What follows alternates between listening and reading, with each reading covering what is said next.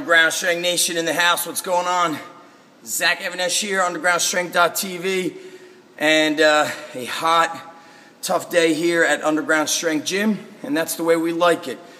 The gist of this is answering a lot of questions coming my way from all around the country by high school athletes, high school football players telling me that they've been following our workouts, and now it's summertime. They're being required to lift at their high school weight room, and it seems like the norm across the country is the coach wants the kids to come in Monday through Friday or even Monday through Saturday, 6 a.m. to 8 a.m. in the weight room. Now, there's a couple problems I have with that.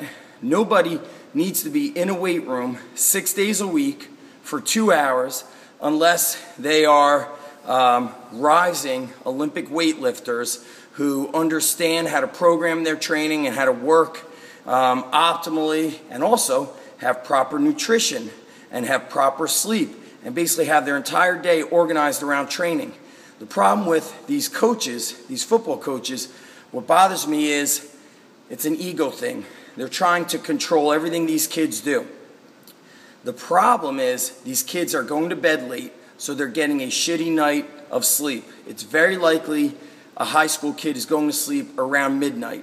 To get to the high school weight room for 6 a.m., he's probably waking up at 5:30. We're now talking 5.5 hours of sleep, when optimally we want these kids 8.5 to 9.5 hours of sleep at the high school time. That's number one. Number two, are they going to eat breakfast? Very likely no. A high school athlete needs to eat breakfast, period. You've probably heard of intermittent fasting. I don't advise it for a high school athlete. I want a high school athlete to have a strong breakfast, moderate protein, moderate fat, and moderate carbs. So I'd like to see a couple scrambled eggs. They get their protein and fats from that, maybe some oatmeal on the side, or 1 to 2 pieces of fruit. You guys could be drinking organic milk. That would be awesome. Maybe some toast with organic butter on it. The real gist of that breakfast should definitely be some form of scrambled eggs or an egg omelet. So they're now not eating breakfast. Then they're finished with their workout, and I'm not sure if these kids are going home, getting a strong post-workout meal, or they're hanging out with their friends. So we've got two huge issues that are main contributing factors to the success of a strength, muscle building, conditioning program, which is the amount of sleep we get and proper nutrition. The bottom line here is that a football coach very rarely, I'm not saying exclusively not, but a high school football coach is more often than not a strength and conditioning or strength and performance expert. They are a football coach, and there's no reason why they should be telling these kids, you need to show your face here Monday through Friday, Monday through Saturday. It's not helping them. So coach, if you have an ego problem, you need to drop it, because what's the most important thing for these kids is their success. And if you care about their success, if you care about the success of your football program, and these kids have been built up working with a good strength coach like us, and I'm going to tell you, it's an ego problem, you guys should be saying, you know what? You're achieving great success working with that coach. Why don't you do your regular training there, and why don't you train with us twice a week? Instead of saying it's the all or nothing. And we've had this with coaches outside of football as well, and what I've seen, the most successful coaches are the most open-minded coaches. I always bring up the story of Coach Buxton when he was at Blair Academy. They had a powerhouse team when I met him. It was about 4 or 5 years ago.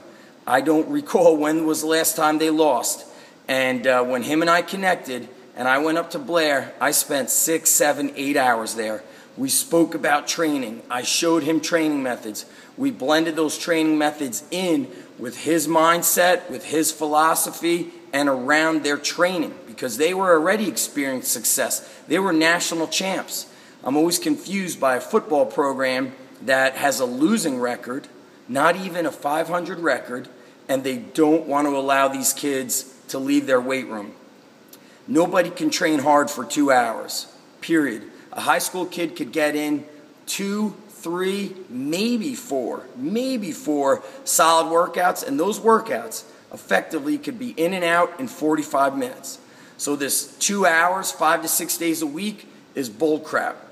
Thanks to the ego of coaches, these kids are now getting hurt. As a parent, if I saw this happening and my kid was on a football team, I would say something. And I think that parents should be saying something. They should say, hey, you know what? My son has been working with Coach X. Is it okay if he continues training with him and can still blend in your program and show up half of the time? But this bullshit of show up in our weight room, and if you're not here every day, you're not playing is bull crap. The only thing it does is feed your ego. It doesn't make the team better. At the end of the day, guess what this is about? The kids. You hurt the kids. And the more I hear from parents saying, my kid is training 6 days a week, 6 a.m. to 8 a.m., and the coach says they have to be here every day, it's such a shame. It's a shame that that's what a coach does. Drop the ego, focus on caring for the kids. When you care about the kids the right way, from the heart, the answer will come. Zach Evnesh, undergroundstrength.tv. Drop your hate comments below. I don't care. It's about the kids, period.